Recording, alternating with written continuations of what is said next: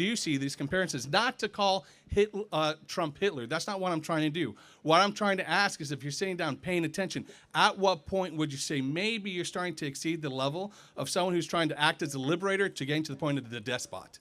Well, first of all, I think the entire premise is wrong. You cannot draw a linear connection with every figure of history to the moment of time.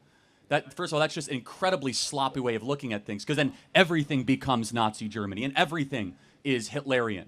For example, people are like, oh, Joe Biden is acting like Hitler, which, by the way, he acted far more as an autocrat than Donald Trump ever would, locking his political opponents in jail. 1 second. Instead, you have to look at every moment in time, its own context, and its own perspective. And I would say there's a lot more depth and richness of history than just what happened during the horrors of World War II. As I mentioned, Churchill's rise to power, Thatcher's rise to power, the Elizabethan period. I think that Donald Trump is much more like Justinian's reign or Marcus Aurelius than anything that you could connect to Donald Trump.